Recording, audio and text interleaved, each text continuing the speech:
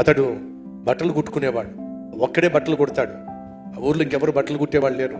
బాగా 2 చేతులు డబ్బు సంపాదిస్తున్నాడు. పక్కింటోడు ఉండేవాడు, బాగా డబ్బులు సంపాదిస్తున్నా ఈ బట్టలు కుట్టేవాడి దగ్గరికి వచ్చి, ఏంటయ్యా 2 చేతులు సంపాదిస్తున్నావు కదా, మనం ఊరికి ఏదైనా చేయొచ్చు కదా, చాలా మంది ఆకలితో అలమటించిపోతున్నారు కదా, పంటలు పండట్లేదు కదా, మన ఊరికి ఏదైనా చేయొచ్చు కదా అని అంటూ ఉండేవాడు. ఇతను మౌనంగానే బట్టలు కుట్టుకుంటూ ఉండేవాడు.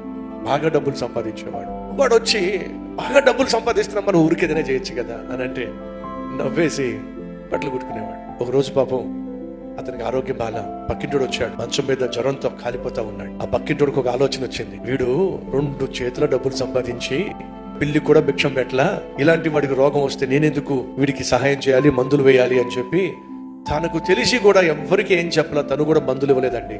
అలాగే వారాల పాటు మంచం మీద పడి ఉండి మందులు లేక ఆహారం లేక చచ్చిపోయాడండి.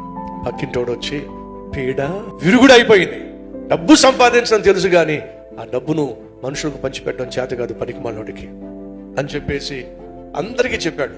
తను చనిపోయిన తర్వాత ఆ ఊర్లో అందరికీ ఎంతో కొంత అన్నం పెట్టేది రేషన్ షాప్. ఆ రేషన్ షాపు ప్రభుత్వం ఏర్పాటు చేసినటువంటి రేషన్ షాప్ కాదు, ఎవరో ఒక అతను వచ్చి రేషన్ షాపు పెట్టి అందరికీ ₹2 బియ్యం ఇస్తూ ఉంటే ఆ బియ్యమే తింటూ ఆ గ్రామంలో బతుకుతూ ఉండేవాడు. ఈయన చచ్చిపోయిన తర్వాత రేషన్ షాపు మూతపడింది.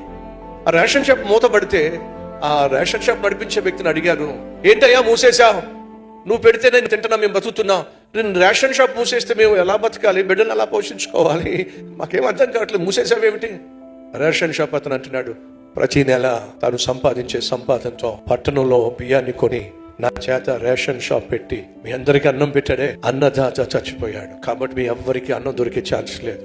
ఈ పనికి మాలిన వాడు ఏం చేశాడు, మేలు చేసేవాడిని అపార్థం చేసుకొని ఊర్లో ఉన్న వాళ్ళందరికీ అపార్థం చేసుకునే విధంగా చేసి అతనికి ఆపద వచ్చినప్పుడు కనీసం పచ్చి మంచినీళ్ళు కూడా ఇవ్వకుండా చేసి అన్నదాతను చంపేశారండి. అపార్థం, మంచి వారిని అపార్థం చేసుకునే తత్వం మనకి కీడు చేస్తుంది.